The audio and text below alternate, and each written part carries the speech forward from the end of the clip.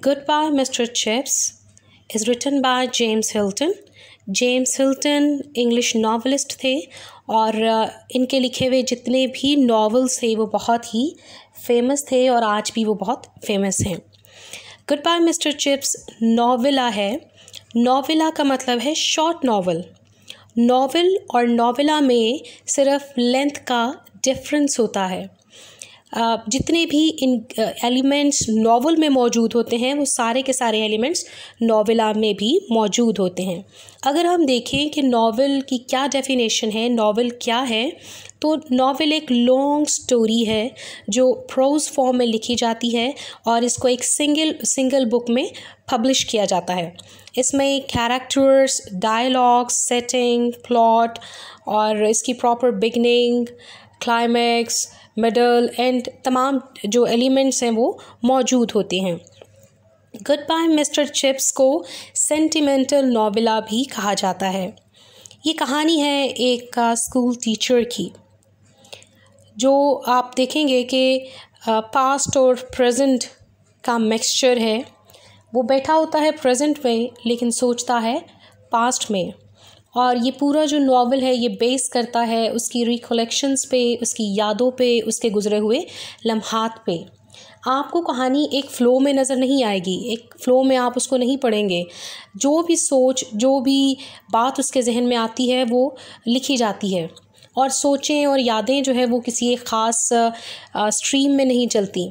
इस वक्त अगर आप एक बात सोच रहे हैं तो थोड़ी ही देर के बाद आप हो सकता है उससे टोटली मुख्तलिफ बात सोच रहे हों, लेकिन बहरहाल जो कुछ भी वो सोचता है सब उसकी ज़िंदगी को रिफ़्लेक्ट करती हैं, वो तमाम बातें, वो तमाम चीज़ें। और ये नॉवल जो है ये सिर्फ मिस्टर चिप्स की ज़ाती ज़िंदगी पर बेस नहीं करता। आप नॉवल में एक सोशल और पॉलिटिकल एटमॉस्फेयर भी देखेंगे। सोसाइटी की क्या लाइकिंग डिसलाइकिंग्स हैं, सोसाइटी उस वक्त कहाँ जा रही थी, कैसे मूव कर रही थी, और उसके अलावा वहाँ पर पॉलिटिकल जो सिचुएशन है वो बैकग्राउंड में वो भी चल रही है, उसकी क्या सूरत हाल है।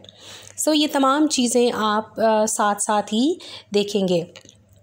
इससे पहले कि हम चैप्टर नंबर 1 को स्टार्ट करें और उसको जो है वो पैराग्राफ वाइज मैं आपके लिए एक्सप्लेन करूं, मैंने बोर्ड पर इम्पॉर्टेंट कैरेक्टर्स को लिख दिया है। पहले हम उनको देखेंगे। ये सारे कैरेक्टर्स आपको चैप्टर नंबर 1 में मिलेंगे। पहला कैरेक्टर जिसके साथ हमारी मुलाकात चैप्टर नंबर 1 में होती है वो है जी मिस्टर चिप्स, जिसका पूरा नाम है चिपिंग। इस वक्त मिस्टर चिप्स हमें एक बूढ़े आदमी के रूप में नज़र आता है और ये अपनी यादों में गुम है और इन्जॉय करता है कि वो अपनी ही यादों में खोया रहे। दूसरा कैरेक्टर जो हमें मिस्टर चिप्स के बाद हम जिससे मुलाकात करते हैं वो है Mrs wicket. Mrs wicket mister chips की मालिक मकान है और इन दोनों के दरमियान बड़ी स्ट्रॉन्ग बॉन्डिंग है, बड़ी स्ट्रॉन्ग रिलेशनशिप है और ये बड़ा खूबसूरत रिलेशनशिप है। मिसेस विकेट मिस्टर चिप्स का बहुत ध्यान रखती है, जिस तरह से कोई बड़ी बहन अपने छोटे भाई का ध्यान रखती है या माँ अपने बेटे का ध्यान रखती है, तो इस तरह का बहुत ही आपको ऐसे महसूस होगा जैसे कोई खूनी रिश्ता है इनके दरमियान।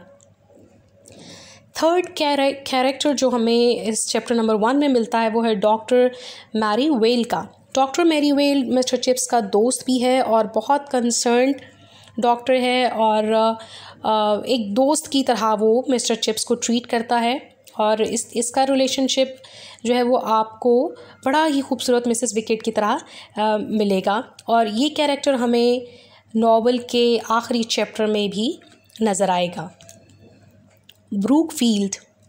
ब्रूकफील्ड लंदन का स्कूल है और ये कोई मामूली सी जगह नहीं है। ब्रूकफील्ड बज़ाहिर एक नॉन लिविंग चीज़ है, एक बेजान सी चीज़ है, लेकिन पूरे नॉवल में आपको इसकी पार्टिसिपेशन एक जानदार की तरह नज़र आती है। जिस तरह से बाकी कैरेक्टर्स हैं इसी तरह से ये भी एक कैरेक्टर की तरह पार्टिसिपेट करता है ये स्कूल। और मिस्टर चिप्स और ब्रूकफील्ड एक हैं।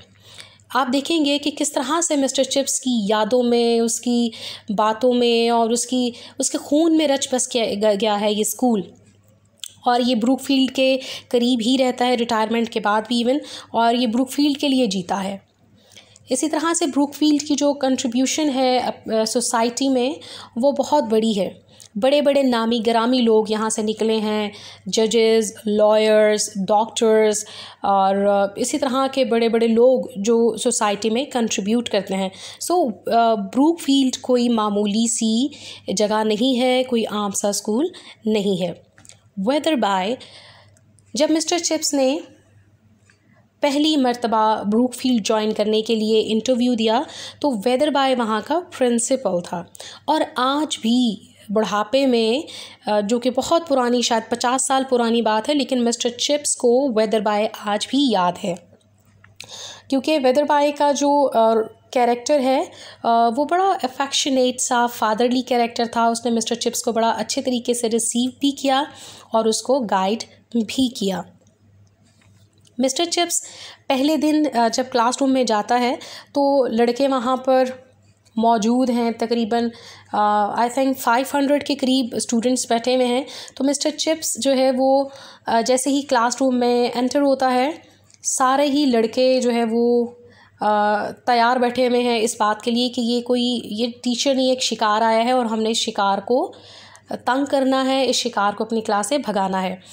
कोले इस क्लासरूम का हिस्सा है। एक स्टूडेंट है जो रेड हेयर्ड है, लाल बालों वाला लड़का है, और ये सबसे ज़्यादा शरारती लड़का है। ये क्लास में जब बिल्कुल खामोशी हो जाती है तो ये जानबूझकर ढक्कन गिरा देता है अपने डेस्क का, ताकि शोर हो क्लास में और टीचर जो है वो भी डिस्टर्ब हो और इरिटेट हो।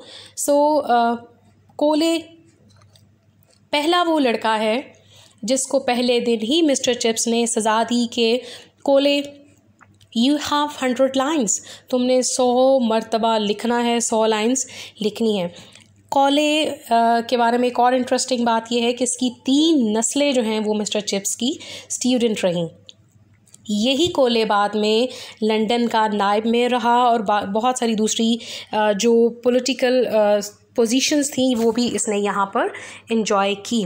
So this was all about first chapter. आइए हम इसको पैराग्राफ वाइज पढ़ते हैं और फिर मैं इनको आपके लिए एक्सप्लेन करती चली जाऊँगी।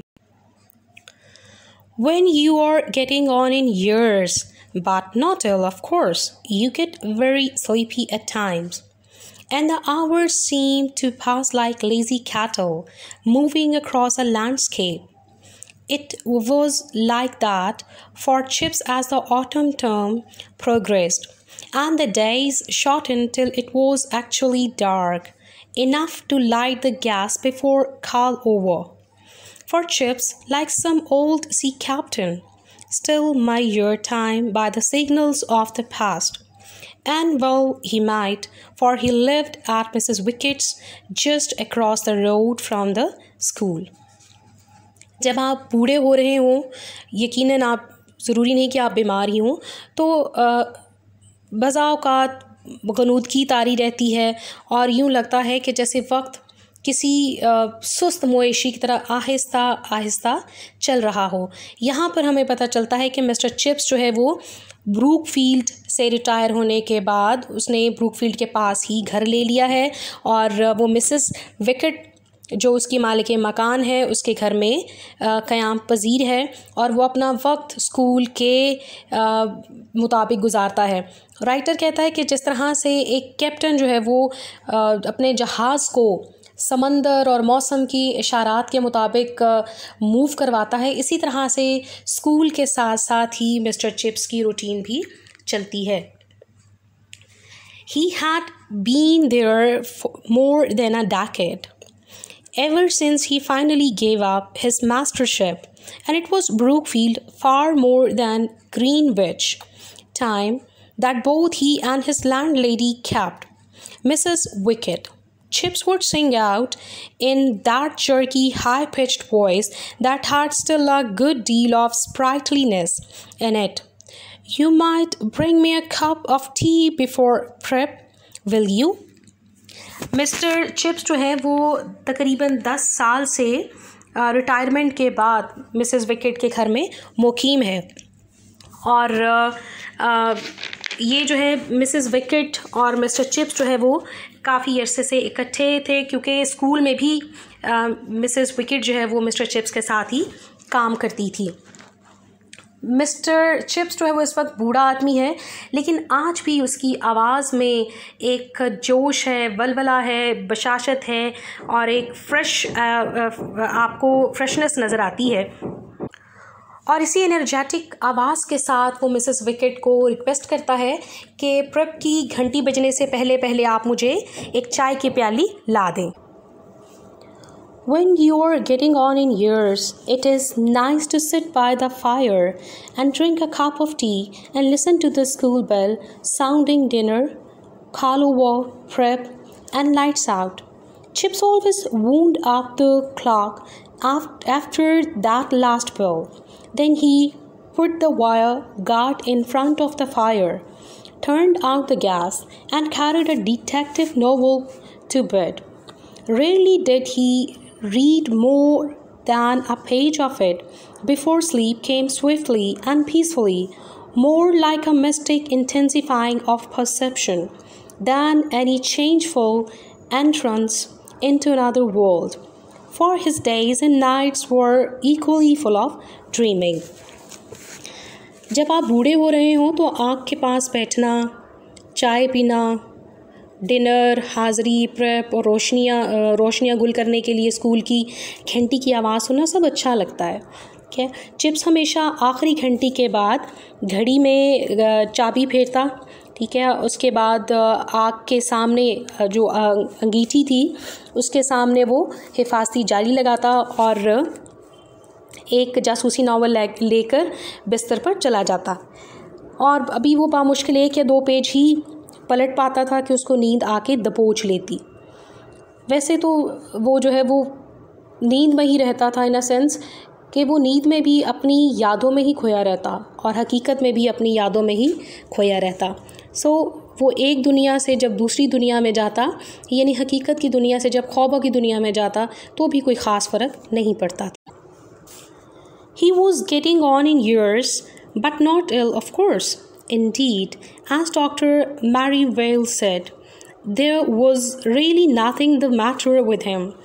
My dear fellow, you are fitter than I am, Mary Vale would say, sipping a glass of sherry.